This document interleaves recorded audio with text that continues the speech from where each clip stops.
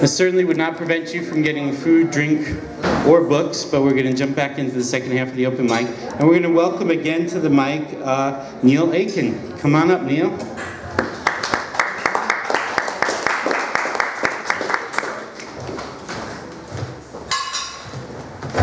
Thank you.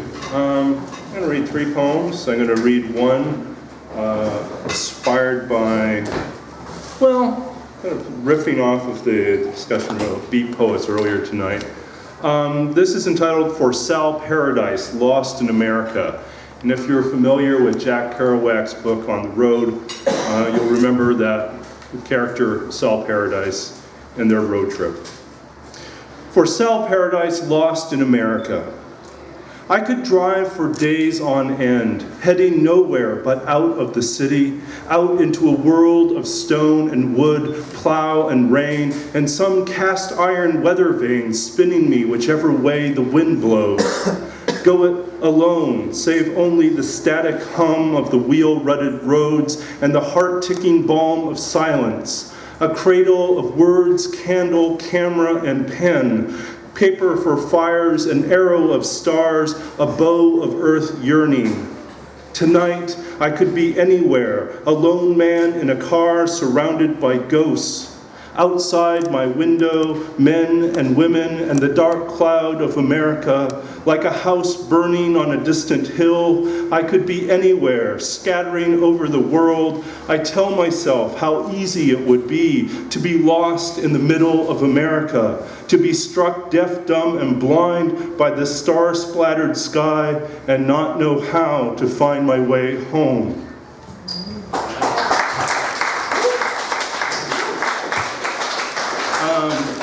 Next poem is from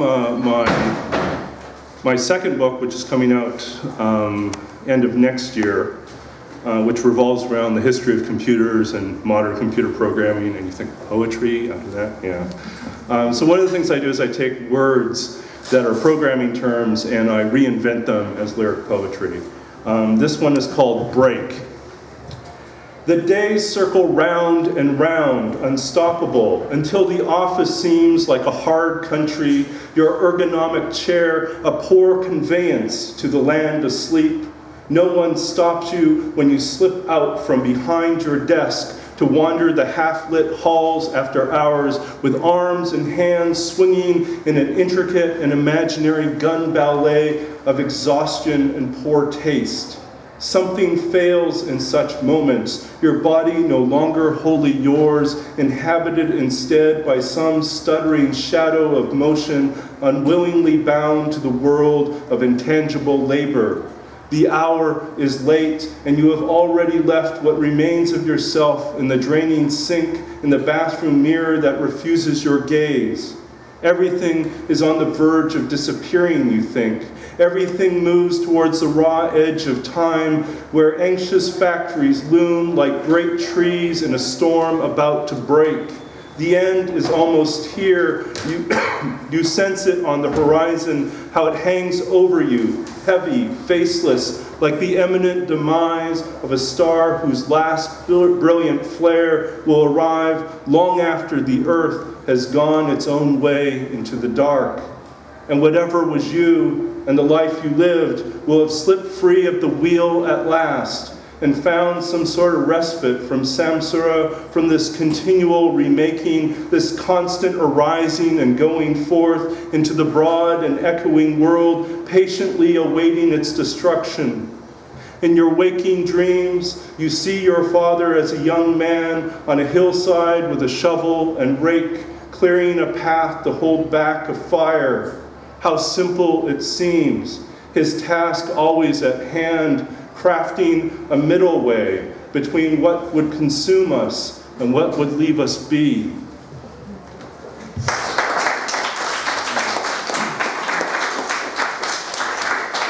This last poem is actually the last poem in my first book, and it's called I Dream My Father on the Shore. And I'm going to dedicate this to my father, who passed away 8 years ago. And earlier this week, October 3rd, would have been his 68th birthday. I dream my father on the shore, and it begins with an epigraph, a line from Wendell Berry, "What I am learning to give you is my death." Outside, beneath the light of late October's candled sky, the weave of ash and maple burns. We stand silent on the gravel shore. My father lifts his father's ashes from its urn, a strangely heavy thing, he seems to say, his arms swaying, then casting out into the long dark as if to throw a line, while we wait for some sound, a wave, whatever marks the distance between a father and a son. And when night comes, it comes without a tread, without a word, the stars flickering in their endless retreat, more distant and sure than before, do nothing, while the shadows continue to fill the trees with their cast-off clothes. The harvest is long past, the apples have fallen to the orchard floors, even my father turning to go is almost lost to the reeds already in his path. His figure no more than a pattern of light, a memory of a road that winds the darkness to our waiting ride home. Thank you.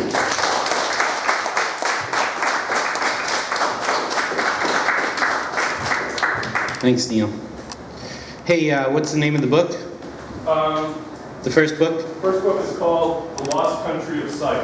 The Lost Country of Sight. And can people still purchase that book? You can purchase it. If you talk to me, I have an extra copy here tonight. And Okay. You can order it online through Amazon. All right, thank you. And next we're going to hear from a regular at the series, Russ. You ready, Russ? All right.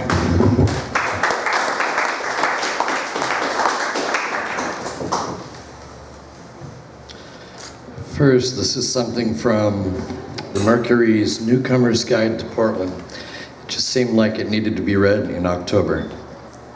Winter is Coming, a helpful guide to Portland's rainy season by Eric Henriksen. So many people move to Portland for the quality of life and the progressive politics. Chelsea Kane wrote in her Portland set thriller Heartsick, they bought bicycles in big old wooden houses and espresso makers, and then after the first dreary winter, they moved back to LA. None of you seem to be moving back to LA, but winter is coming.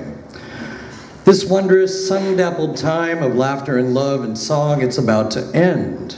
In its place will come rain, cold rain, hard rain, drizzling rain, freezing rain, the kind of rain that you can't even see, that just looks kind of like floating mist.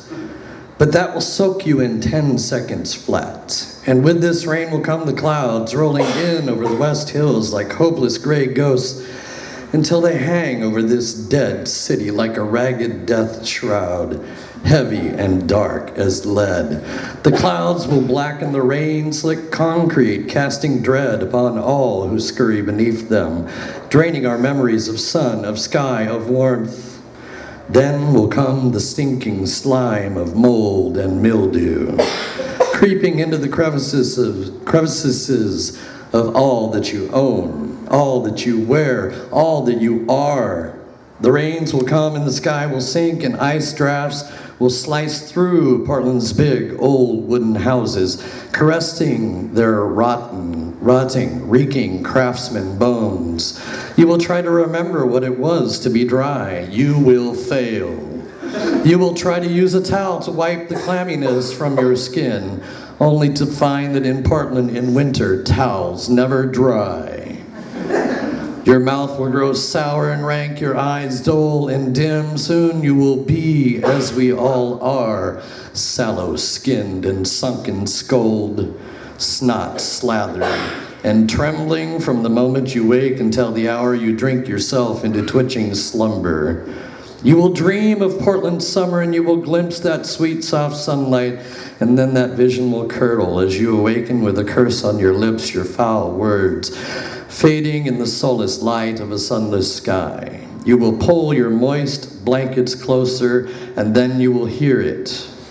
It will be quiet at first, but soon it will be all that you hear, all that you are, all that you know, the rain. I was a fool, you will think, staring into your black tarnished mirror, pondering alternate uses for the rust-edged razor you grasp in your clawed hand. But you will not know the half of it, because when it snows in Portland, even if it's only like a quarter inch, Portlanders will go fucking crazy and the city will shut down, and the wild white eyes of Fox 12 chief meteorologist Mark Nelson will spin back in his head as he shrieks in tongues, screaming and convulsing the dark lord of a lawless city ruled by fear.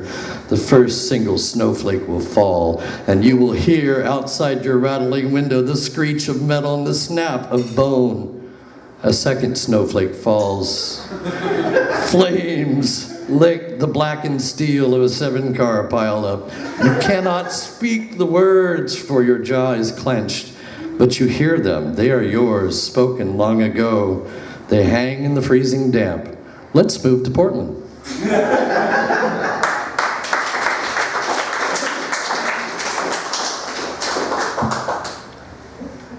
So this is one of mine in process. We live down 4th Plain near the corner of Fort Vancouver Way. There's an old place that you may recognize from the description, and it's changing. And this is about its changing. Ken's Auto Repair had fallen into disrepair. Detroit diaspora deliquescing into a destiny of ruined porn fetishism. The rusted rictus smiles there no more. The K, the E, and the N. The apostrophe is absent. The blank S, Auto Repair, awaits a name crowning the garage's facade.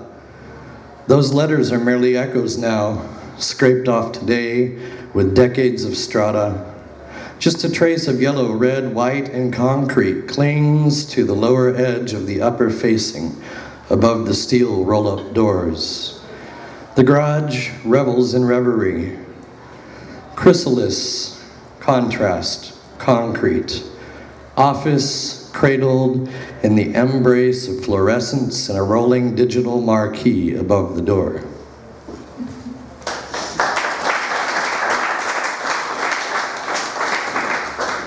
And this is his proxy for Joanne, who would be a first-time reader tonight, but she doesn't trust her voice with her allergies.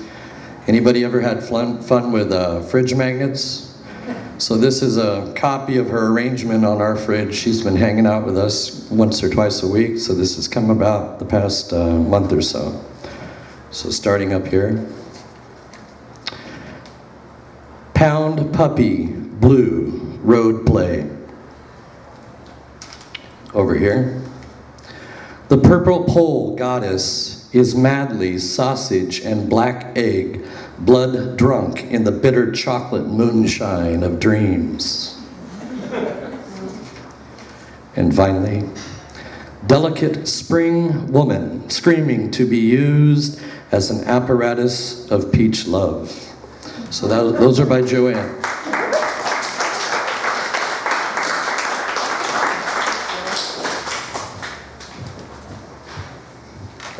All right, so who among you will found the Madly Sausage open mic somewhere here in town? And black egg. Yes. And please say hello now to Bruce Hall.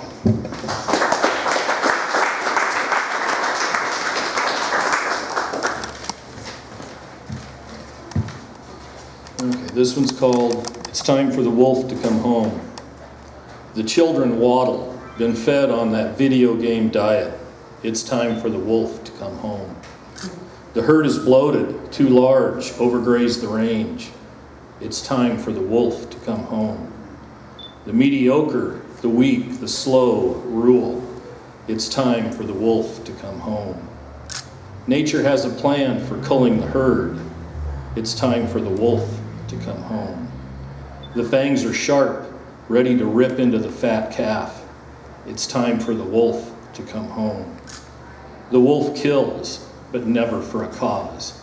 It's time for the wolf to come home. It's time for the wolf to come home.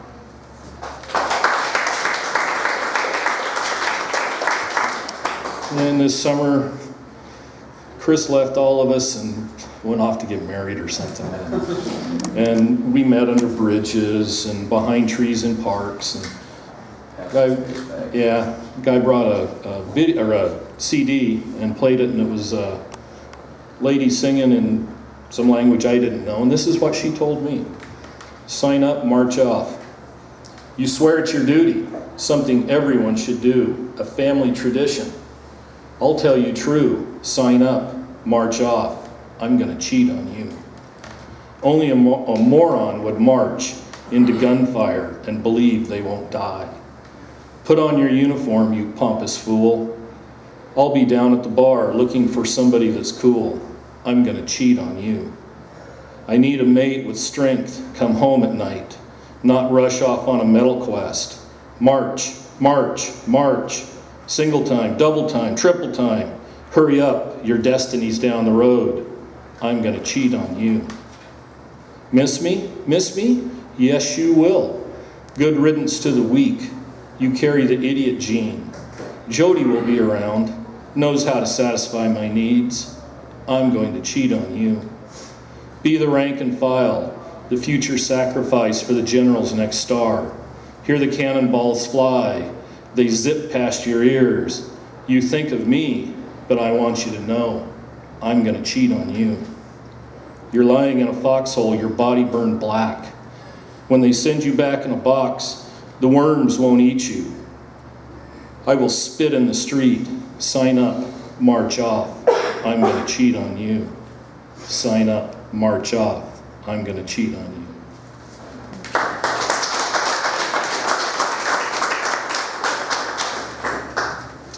you. And this last one, did you tell him it was okay? Did you play good guy, bad guy, play war, shooting the enemy? Did you wrestle, hold him down till he cried? Did you ever tell him he damn well never better bring one of those people in this house? We stick to our own. Did you teach him how to fight? Clock him once or twice so he knew how to do it right? Did you slap him when he was bad? There is no spoiled child when the rod's in play. Did you teach him violence was the solution to all his problems? That killing is the ultimate answer? Did you tell him it was okay?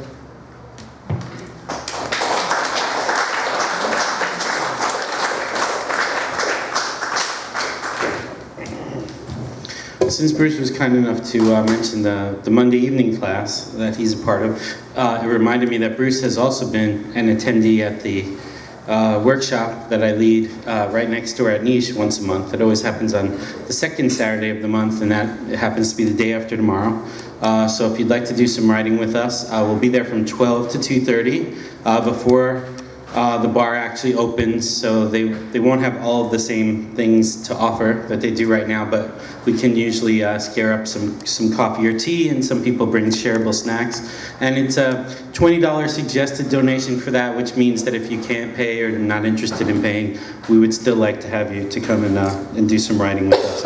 We do high-speed writing workshop stuff, because I know that sometimes you can be in a writing workshop and get out of it and feel like, well, I really didn't get very much writing done, so my goal is always to get at least 5 poems out of 2.5 hours. That's usually, or somewhere in the range of 4 to 6. So if that sounds appealing to you, come by on Saturday afternoon. And next we have a dear friend, and I think one of the best damn writers in Oregon, Dennis McBride.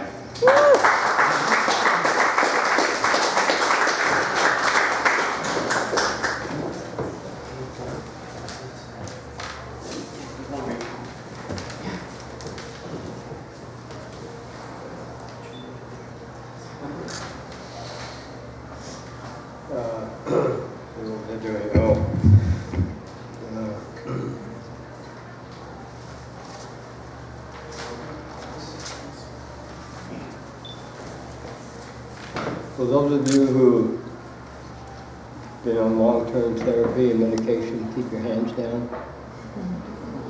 Okay, I think this will work. It's called,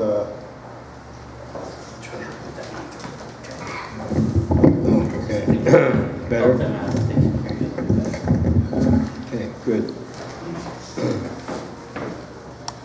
in the back row, baseball cap on backwards. Okay, I told you I'd return, but that's all I said, remember? Well, this is it. I'm back, and that's as far as it goes this time. No walking on water, no healing, no disciples, no mountain sermon. What did you expect anyway with me hanging on that cross bleeding to death? And you, what did you do? Weep and pray. I didn't want a religion, just get the nails out, take me down, mend my wounds. A little common kindness for Christ's sake. No, this time I'm going up shortstop, and I'm going to be so fucking good you won't believe your eyes.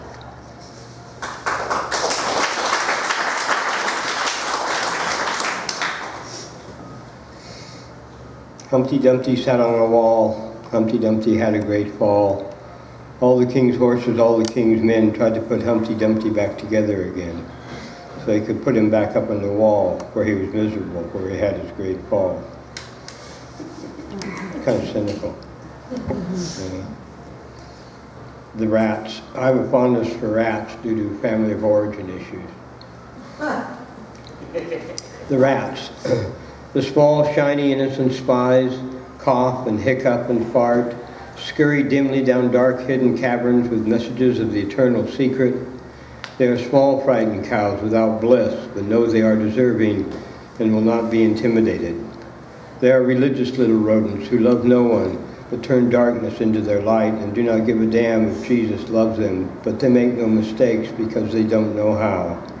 In their entire vocabulary, there is not one word for why. And when they stumble over a fork lying on the dark night's kitchen floor, God equates it with the Holocaust. They watch us quietly from ceilings and cellars, see the garbage rise and spill over, know there are too many of us to last like this. They love the sun but do not trust it. And when it rains, the holy whiskers twitch and they smell the scent of their women and bring them spiders like flowers.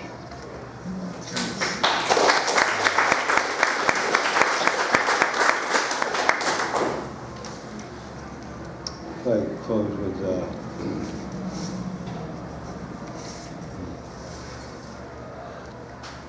with particle physics and the electron microscope and molecular biology and nanotechnology.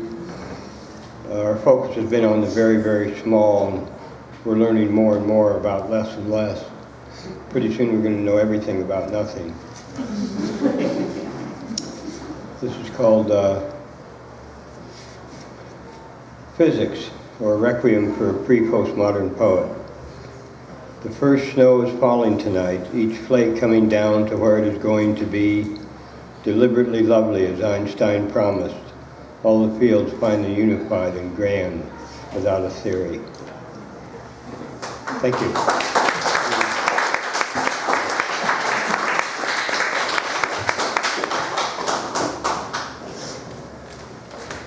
Okay, now please welcome to Ghost Town Open Mic, T. Ponder.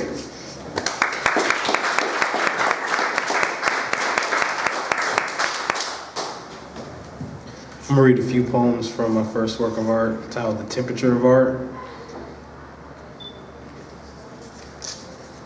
This first one is called Panoramic Love. Tide of my eyelids swallows my vision, while thoughts become weightless. The void of her has great precision, I shall remain stainless. Inside and outside, true love is reversible. With moments that confide, every touch is not rehearsable. Air of this, oh, it's a little bit longer. That's pretty good so far, though. Air of despair is unaware, our clarity is crystal. 1,000 words within a stare, although sight is fairly simple. With panoramic love, fits us both like a glove. And that's Panoramic Love.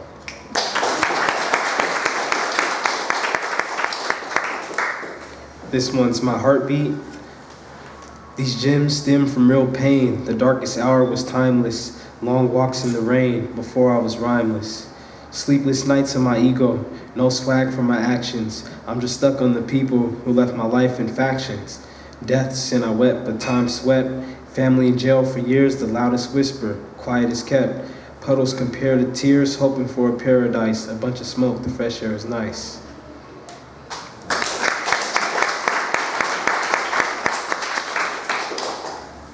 And this last poem is called Restriction. Many things are tragedy, but what can be worse than the sight of a dead body? I would say the sight of suffering. Seeing my cousin cut a vessel, fountains of red.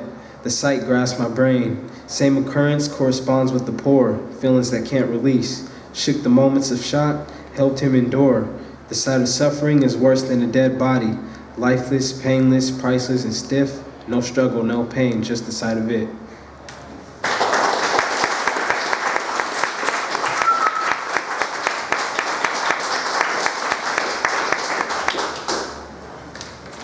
Is your pen? Oh, no, it's okay. So now, please say hello for the first time here, anyway, Chris Reamer. Come on up, Chris.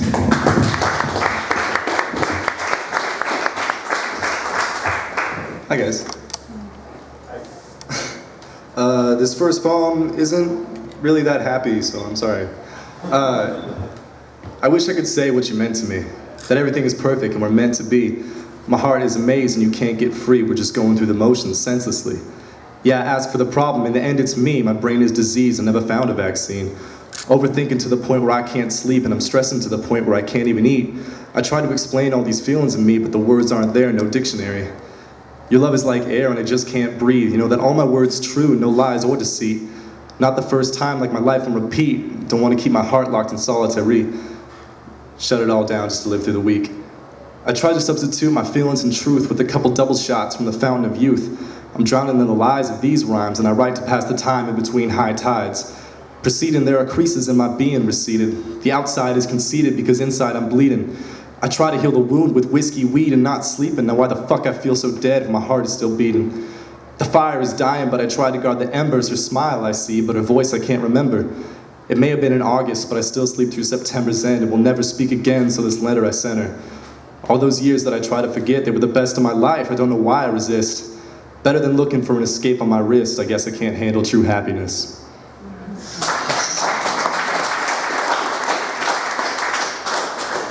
Sorry, it's depressing. And this next one is another one that I wrote called Misdirection. And I wrote it instead of paying attention to econ, because, you know, this is more entertaining. When you watch a magician on stage, the whole point is to lie. Let life pass by and put that shit aside. You know that it's fake, and in the grand scheme, you probably won't remember it. I mean, everyone's seen a show, but like a dream, no one knows the details left in the creases. The fissures and synapses fire and release chemicals to produce dreams and write memories like a computer writing ones and zeros. This dream is now a memory. This memory is made of chemicals. This memory releases chemicals. These chemicals make your dream. The little bits of information seem sweeter, as if the whole memory was saved in 3 pieces. The smell of her perfume, the taste of her hair when it got stuck in your mouth when she kissed your neck, the way she missed the step off the curb because she was laughing so hard at the stupid pun you just made that she snorted and grabbed her mouth as if she was trying to catch the embarrassment before it escaped her face. Shit. It's strange how she can make profanity seem pretty. The same way you know the magician didn't really saw that woman in half. You know she didn't really snort by accident. You know she just fell, so you would stretch out your arms and try to catch her despite the fact that there was no real danger. She wanted to feel safe. You wanted to feel strong. She didn't think the joke was funny. You didn't think the joke was funny. You both laugh.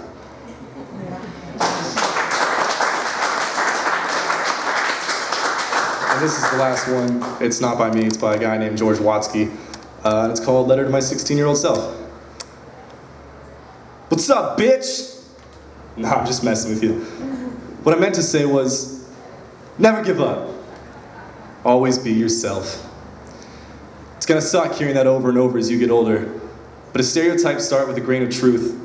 Cliches begin with a boulder. No matter what, you're an animal, born natural. So you don't need some motivational speaker asshole feeding you reheated inspirational corn casserole. You magical bastard, get it through your brain. Inject it in your vein, get infected with the strange idea that you're a reflection of the greats that came before. More than science, our bodies are history's oldest appliance. We're piggyback riding the shoulders of giants, which is how we survive when the ceilings keep getting higher and the light bulbs keep burning out. We learn by word of mouth, so when your time has passed, don't drag each other down. Because being a crab in a bucket is mad lonely. Be the crab escaping out of crab prison, out the window using a crab rope made only of crab homies. Because we're in this together. Future you is just past you with new molecules. We shoot the old ones out follicles and hair is dead cells, so our faults get shed well. meaning that our parts that are hard to adore get mopped up on the barbershop floor. In other words, although you don't always remember people's names and are at the center of attention all the wrong times and spend roughly 4 hours a night on your side watching Boy Meets World reruns, you are capable of outgrowing that bullshit. I'm aware there is doubt. I don't believe in hell, but I believe in my parents' couch. You're gonna get depressed sometimes. You're gonna have weeks where you don't feel like eating, where gravity is working overtime like it's afraid of getting laid off and you can barely lift your fork to your mouth, and you're gonna have to make a choice. Do you want to see this world as ugly or beautiful? Well, you know what I think? Go fuck yourself. This is my poem, and I think the universe is great. It's like God just chucked a bunch of candy into space. And Earth is a jawbreaker, so it doesn't matter if you have the biggest mouth. You can't just chew this world up and spit it out. You've got to savor it. From the blandest to the grandest nook and cranny, every crooked alley, every mountain, brook, and valley, from Candyland to Cali that's been stamped by Rand McNally, ordinary is outstanding. So don't be impressed by mere miracles, and FYI, looking like a crusty hippie does not make you spiritual. You're gonna have to climb through a thorny mess of contradictions, underground rivers, and sometimes what you love the most will cause your biggest problem. Because you know what's awesome? World peace. You know what else is awesome? Catapults. And that's just the goddamn truth.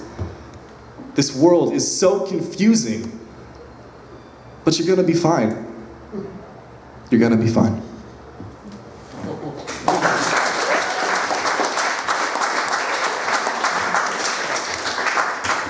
Thanks. And also, maybe, how-to for showing up at an open mic that you've never been to before. Bring 3 or 4 of your friends with you. How about how-to for going to a poetry reading? Always, travel in packs. It's great. We like having as many people with us as possible. Now we're going to hear from, I think also for the first time, I believe, Joe Howard. Ready, Joe? Okay.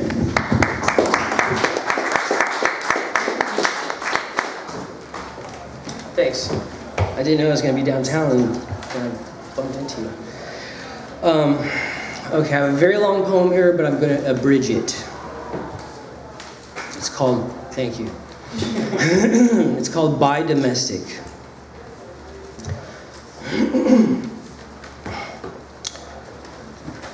Paper, paper, is it real, Daddy? Paper, paper, is it real? Gotta move, move, move. How can I learn the mall? Paper, how much paper do you have? You cannot learn. Paper, paper, save your paper. How much paper do you have? I'm standing for paper, paper, paper. Read all about it, paper. How much paper do you have on your plastic number? How much? You gotta move. Why are you standing there? Paper, paper, is it real? You gotta make people move. Move the herd. Moo the herd. Buy domestic. Paper doesn't grow on trees. How much paper do you have on your plastic number? Paper doesn't grow on trees. How do I get out of the mall? Gotta get out of the mall. Gotta have paper. You can't learn. Get in line. Count your paper. Is it real? Print me some paper on my plastic number. Is it real, Daddy? Can't move without paper. You gotta move. Move. You gotta have paper. You don't have any paper. You're not smart like me. You gotta move. Why are you standing there? I'm making paper. I'm counting paper. I'm burning paper on my plastic number. Is it real, Daddy? Paper. How do I get out of the mall? Count your paper. Need to make paper on my number in the vault. How can I understand, Daddy? You gotta read the paper. Where do I get the paper to read to know? At the mall. Because otherwise no one will move. No one will move. You gotta make people move. Gotta have paper. Paper doesn't grow on trees. How much paper can I have? 1 3/8 of a paper. We put it on your plastic number. How much paper do you have? 1.38 quarters minus 104K equals 104,000 papers equals 50 years of life someday. Stand in line, count, make paper. You got paper? I got paper. Paper doesn't grow on trees. How do I make paper? Count. Stand behind the counter and count to make paper. Move. You gotta move. You gotta make people move. People might not stand and count. People might live. People might learn to live without paper. How can I get the paper? You gotta make paper to leave the mall. This is what time means. Stare at the wall, stare at the wall. This is what time means. Stare at the wall. Is it real, Daddy? How can I go to the mall? Can I learn the power to make paper, to put it on my plastic number, so I can have the power to walk out of the mall? You're not smart like me. I got paper. I counted the paper. I made the paper. I saved the paper. I stood in line. You gotta move, because you're not smart like me. I have counted paper on my plastic number. You gotta move. You didn't read the paper. You're not smart like me. You gotta learn how to move. Paper doesn't grow on trees. Stare at the wall. You gotta make paper. How do I do my time? Stare at the wall. This is what you owe society. So I can drink my coffee and sit and count my paper. Is it real? How do I do my time? Stare at the wall. You're making paper. Gotta make you move so I can have my coffee. Sit and count my paper on my plastic number. I need some paper to understand. Where is my dad? Is it real how you can make paper doing your time, staring at the wall for paper? Where is my dad? Staring at the wall, making paper, pushing the button, learning his lesson. You gotta earn your paper to walk out of the mall. You can't learn if you don't have enough paper on your plastic number. How is it real, Daddy? You have paper on your plastic number? Is it real paper on our plastic number? Did you stand behind the counter and count? Push the button, paper, paper. How do I understand paper? You gotta read this paper at the mall. That's where they make paper. That's why you were gone, Daddy, making paper at the mall. I need to read this paper to understand paper, to let me get out of the mall. Do you have enough paper on your plastic number to take this paper out of the mall? Why is everything okay? Why is everything okay? Because of paper. It's okay, Daddy. I can be alone. I can raise myself, because you're out making paper. I can be alone. Can I understand? Can I know? Can I learn to make? But it's not good for you to live without paper. You gotta move. I saved my paper on my plastic number. I'm smart, but you gotta move. It's not good for you. It's not good for you. You gotta learn. Paper doesn't grow on trees. I feel sorry. I feel sorry for the people who beg for paper. They gotta move. Otherwise, they won't move. I pushed the button. I earned my paper. I did my time. I stared at the wall. I'm smart. You can't take my paper. You gotta move. Why can't you count paper? You gotta count behind the counter. How do I get out of the mall? You gotta count behind the counter. Why is my dad at the mall? It's good for him to learn how to move. You gotta push the button. You gotta make the monster move. He owes it to you to let you be alone. Push the button. Gotta stand there and move. Print my paper. Now I can get out of the mall. How? Why can't you do anything? I don't have paper. It doesn't make paper. You can't live without paper. I can live alone. Make paper. I can live alone. Make paper so I can learn to make paper too. So that then I can do. So that then I can live. Then I can live with you. Go make paper. paper, Daddy. I can live alone. Then I can learn to make paper and live again with you. Then we can go on walks. Then we can see the rivers, the rocks, the trees, the breeze. And I'll end it right there.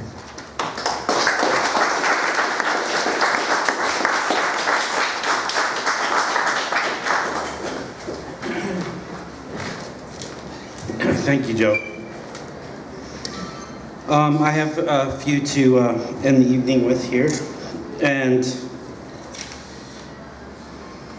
first one's untitled. I usually ask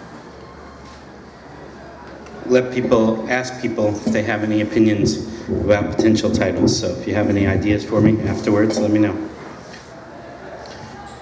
Quick little jabs, new ways of arranging time, new choices to be made. Any choice preferable to the one which led to this bloat, this sorrow, this irreparable damage. I seek neither praise nor encouragement, only space enough to breathe enough, to see clearly enough for vision to return. Too much is imagined, self-created or imposed, illusions based on nothing but fear. I seek a seer scythe to slice through all the bullshit that clings to me like lard. Couple of 100 extra pounds of nonsense to carry around tires me, wears me down, release me to make another choice that will allow me to continue breathing.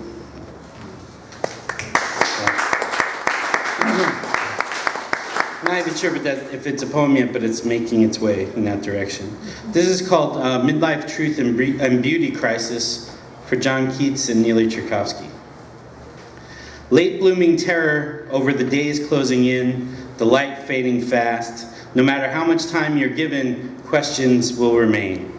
How easy it is to become overwhelmed by the unanswerable weight of it all. Does beauty equal truth? Is truth always beautiful? Are all things truly beautiful, or is that just a fairy tale told by liberals and photographers of discarded body parts? If each person finds a different truth, are all truths true? Is all beauty beautiful? Or do our beautiful truths shatter like fractal mosaics, quantum conch shells exploding to scatter ideas out in all directions? Thank you. And this one, much older. This was probably written, I have to think about it, but we're probably talking about like mid to late 90s.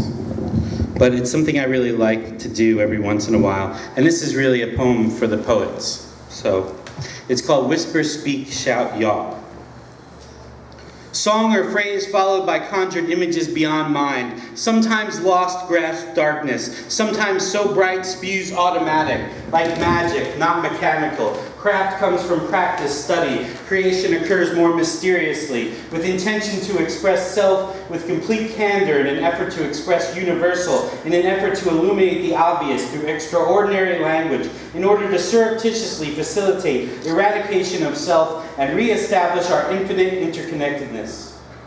Sweet whisper of lover, secrets shared in sweat under covers or on the floor, or displayed before a room full of people, eager to share in collective intimacy. Shouts of anger, sometimes just instinctual shortcuts, expressing love when there is no time for explanation. Information conveyed through sound. The beat of the drum corresponds to the heart. Rattling chaos in the head bursts forth like words and images of steam, some more carefully constructed than others. Expression related to self-esteem, inside scared and quiet or else overt and boisterous. When I learned to speak without fear, I began to live. Observe, record, remember, discuss, surrender to flow, surrender to void, open eyes, give away, listen carefully, take notes, experience all through pores, through osmosis, through glorious, precocious curiosity. Enjoy yourself, enjoy others, suffer, laugh, and someday when you have time, come home tired and write it all down. The struggle to be understood completely when I am not always sure of my own meaning or intention. The struggle when sometimes what we are conveying with our eyes is far more important. The struggle to find words for that which can't be expressed in words. Desire exchange, commingling of spirit. Oftentimes words fail us. Listen closely and you will hear the song of my intention, the continual cadence of contemplations, endless speculation. For a moment it is right here, then it slips through the fingers. Give voice to words, inflections of a song, language, music, voice, the instrument, images float and fall on mind's staff, bass, treble, octave, consonants, assonance, dissonance, translated into kaleidoscopic consciousness movies, trance-inducing, spirit-transforming daguerreotype. Cosmic collage crystallized into brackage Dada 3D postcard. Bill Burroughs, Picasso, and Braque recontextualization. Ginsberg hydrogen jukebox. Violent fragmentation. Intent radical reconfiguration. Impulse to create wallows in soaked bed sheets. Impulse to destroy exhausted, insatiable by her side. Mixed dangerous attempts in a desperate, mixed dangerous elements in a desperate attempt to give birth to beatific butterflies of love with a capital L, big smiles, no apologies. Thank you.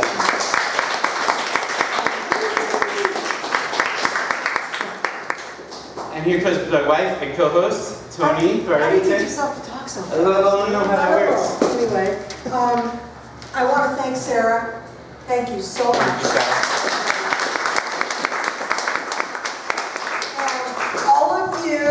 For coming up to read or for enjoying those who read.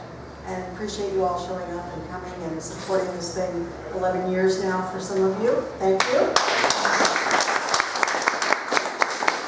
Appreciate Tiffany Berger-Schramm for tirelessly videoing these monthly poetry readings and how she does it. She gets it up and running on YouTube within days. It's amazing to me because it would take me months. So thank you. And to let you know that next month we will be hosting Kristen Rodell. She has a new book out, and this is the new book, right? Downriver? I think so. I think the new book. She's the author of Girls with Gardenias by Flutter Press and Downriver with Aldrich Press. She's a finalist for the Quercus Review Press Poetry Prize. Twice been nominated for Best of the Webb and once for the Pushcart Prize. She was the winner of 2013 winner of NISA's 11th Annual Brainstorm Poetry Contest and a finalist in the 2013 Crab Creek Review Poetry Contest. Woo! Kristen Rodell, and if you'd like a flyer about her, we have these. So,